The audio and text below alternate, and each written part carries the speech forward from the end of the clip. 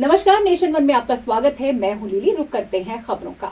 उत्तराखंड के रुड़की के तांसीपुर गांव पहुंचे राज्यपाल के पॉल ने भारतीय एकेडमी में मल्टीपर्पज हॉल का शिलान्यास किया और एकेडमी में पौधारोपण भी किया। और इस मौके पर राज्यपाल के पॉल ने कहा कि भारतीय एकेडमी आसपास के गांव के बच्चों के लिए उत्तम काम कर रही है और इस तरह की संस्थाओं को प्रोत्साहन जरूर मिलना चाहिए जो समाज सेवा कर रही हैं और आसपास के बच्चों को सही राह दिखाने का काम कर रही हैं।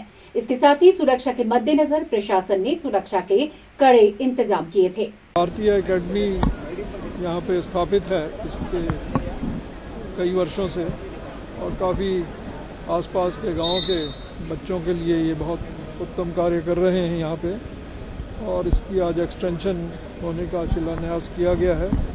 मैं समझता हूँ कि इस तरह की संस्थाएं इनको प्रोत्साहन देना चाहिए जो कि एक प्रकार से समाज सेवा कर रही हैं और आसपास के गांव में बच्चों को सही दिशा दिखा रही हैं। रुड़की से सुनील पटेल की रिपोर्ट।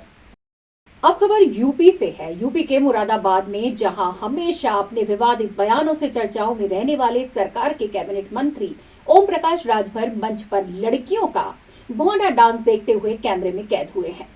मंत्री ओम प्रकाश राजभर मुरादाबाद में युवा जन कल्याण विकास समिति के तरफ से आयोजित सम्मान समारोह कार्यक्रम में बतौर मुख्य अतिथि पहुंचे थे, जिसमें उनके स्वागत के लिए आयोजन समिति ने डांसर बुलाई थी और देखते ही देखते फिल्मी गानों पर भोंडा डांस शुरू हो गया। वहीं मंत्री जी भी डांस के मजे लेते हुए कैमरे में कैद हो गए।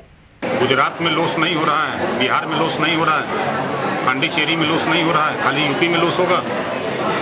जो हजारों हजार माँ बहनें विधवा हो जा रही हैं, उनका पति असमय उसकी मृत्यु हो जा रही है, हजारों बच्चे अनाथ हो जा रहे हैं, उस पर ध्यान नहीं है किसी का।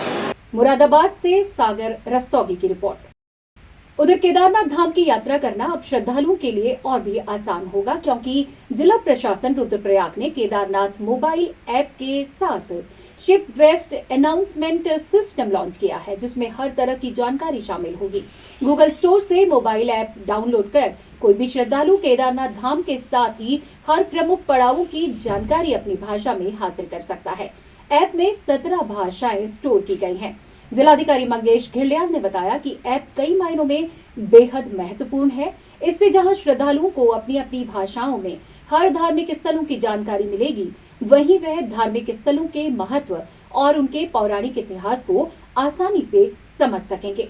इसमें देखिए, ये केदारगाथा नाम से एक मोबाइल एप्लीकेशन लॉन्च किया गया है और इसका मुख्य उद्देश्य ये था कि जितने भी पड़ाव हमारे पैदल मार्ग पे हों या फिर रुद्रप्रयाग से आगे जो भी हमारे धार्मिक स्थल है, जैसे रुद्रप्रयाग, अगस्त्य मुनि, गुप्तकाशी, सोनप्रयाग, गौरीकुंड, इन सभी स्थानों के बारे में जो भी श्रद्धालु यहाँ पर आ रहे हैं उनको जानकारी मिल सके।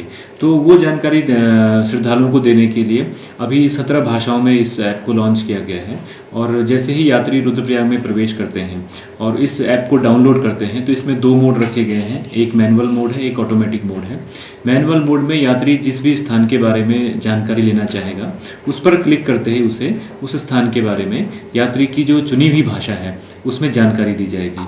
और अगर यात्री ऑटोमेटिक मोड पे क्लिक करता है तो इसमें जियो फेंसिंग की गई है। जैसे ही यात्री किसी पड़ाव पर पहुंचता है और अगर उसका मोबाइल ऐप ऑन है तो ऑटोमेटिकली उसे उस स्थान के बारे में जानकारी मिलेगी। रुद्रप्रयाग से कुलदीप राणा की रिपोर्ट। और यहाँ पर वक्त एक छोटे से ब्रेक का, रुकेंगे यहाँ पर ब्रेक के लिए। हाँ, मैं मांगलिक हूँ और मैं 30 साल की होने जा रही थी। Then I found mangliks.com, शादी योग्य मांगलिक लड़के लड़कियों की एक अकेली जेन्युइन वेबसाइट। इसमें है 1 लाख से ज्यादा मांगलिक प्रोफाइल्स और रजिस्टर करना फ्री और एकदम आसान। अब अपना मांगलिक लाइफ पार्टनर सर्च करें, मैच करें और mangliks.com पर पाएं अपना मनपसंद जीवन साथी।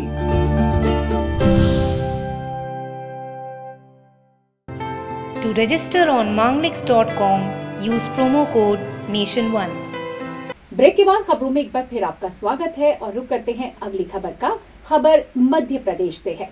मध्य प्रदेश के खंडवा में स्वच्छता अभियान के तहत पुलिस कर्मियों ने पुलिस लाइन परिसर की सफाई की और इस अभियान को सफल बनाने में तन्मयता से लगे रहे पुलिस कर्मियों का साथ मीडिया कर्मियों ने भी दिया। पुलिस अधीक्षक नवनीत भसीन के आदेश के चलते सुबह से ही पुलिस कर्मियों ने पुलिस लाइन क्षेत्र की नालियों और सड़कों की सफाई की। इस सफाई अभियान में बुजुर्गों और युवाओं ने बढ़ चढ़कर हिस्सा लिया। सिविल लाइन क्षेत्र में सफाई अभियान को लेकर वरिष्ठ अधिकारी भी सक्रिय रहे। पुलिस अधीक्षक भसीन समय समय पर सफाई अभियान का जायजा लेते रहे। कि आप देख रहे हैं कि आज पुलिस लाइन में सभी पुलिस परिवार के साथी गणों ने मिलकर सफाई अभियान का आयोजन किया था। इसके तहत पुलिस फैमिलीज, बच्चे, पुलिसकर्मी सभी लोग कंधे से कंधा मिलाकर सफाई अभियान में जुट गए थे। इसमें विशेष बात ये और है कि हमारे मीडिया के बंधुओं ने भी बढ़ चढ़कर योगदान दिया। सभी ने ग्लव्स पहने, हाथ में फावड़े थामे और मिलजुल कर हम सबने ठाना है कि हम पुलिस लाइन को बहुत ही साफ सुथरा क्षेत्र बना के रहेंगे। खंडवा से विजय तीर्थानी की रिपोर्ट। और बढ़ते हैं अगली खबर की ओर। यूपी के जालौन के न्यायालय से फरार आरोपी को पुलिस ने गिरफ्तार किया है। पकड़ा गया आरोपी 2013 में हुई हत्या में नवंबर 2017 से जेल काट रहा था, जिसके बाद आरोपी 28 फरवरी को पुलिस को चकमा देकर न्यायालय से फरार हो गया था, जिसे जालौन पुलिस ने एसटीएफ की मदद से गिरफ्तार कर लिया है और इस पर पुलिस ने 25,000 रुपए का इनाम घोषित किया था, जिसके बाद पुलिस टीम को इनाम दिया जा रहा है। कहीं अपना जीवन यापन करना चाह रहे थे, अकेले कहीं आराम से शांतिपूर्वक भागने का रास्ता, इसलिए हमारे पास कोई व्यवस्था थी नहीं, पैरवी के लिए ना कोई हमारे पास कहीं सहयोग हो पा रहा था। तो हमने सोचा कहीं अपने निकल के जीवन यापन करें। हम कोई गलत रास्ता चलने के लिए है नहीं ना, हम गलत कोई रास्ता चल सकते। 2 महीने भी बाहर रहे, अगर हमें कुछ गलत करना होता तो कोई भी कदम उठा सकते थे। दिनांक 28/2/18 को कचहरी परिसर से थाना रई से एक सजा याफ्ता अभियुक्त था देवेंद्र दाऊ, यहाँ से फरार हो गया था। इसको पकड़ने के लिए सारे प्रयास किए जा रहे थे। उस रात भी प्रयास किए गए थे, बाद भी प्रयास किए जा रहे थे। जब नहीं पकड़ा गया तो इसके ऊपर 25,000 का इनाम किया गया और उसको पकड़ने के लिए सतत प्रयास लोकल पुलिस द्वारा, हमारे एसओजी द्वारा और एसटीएफ द्वारा भी किया जा रहा था। इस मध्य एसटीएफ और लोकल थाने मिल करके इनको सरगांव के पास से पकड़ा है और इनके विरुद्ध और वैधानिक कार्रवाई कराई जा रही है। यहाँ ये भी ध्यान देने की बात है कि 2017 में इसको सजा हुई थी और 2013 में हत्या किया था। जालौन से प्रदीप त्रिपाठी की रिपोर्ट।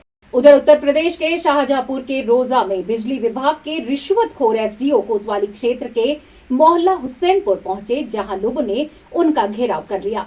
दरअसल एसडीओ ने एक व्यापारी से उनकी दुकान पर कब्जा करने वाले किराएदारों को हटवाकर दुकान खाली कराने के लिए 50,000 की रिश्वत ली थी। काफी दिन बीत जाने के बाद भी एसडीओ ने व्यापारी का काम नहीं कराया, जिसके चलते पीड़ित व्यापारी और स्थानीय निवासियों ने उनका घेराव कर दिया। वहीं एसडीओ ने व्यापारी को पहचानने से साफ इनकार कर दिया। वहीं दूसरी ओर पीड़ितों की दी गई तहरीर पर अभी तक बिजली विभाग के इन भ्रष्ट अधिकारियों के खिलाफ कोई कार्रवाई नहीं की गई है। शाहजहांपुर से दीपक दीक्षित की रिपोर्ट। और बुलेटिन में इस वक्त के लिए मेरे साथ इतना ही। देश और दुनिया की तमाम बड़ी खबरों के लिए बने रहें नेशन वन के साथ। मुझे दें इजाजत। नमस्कार।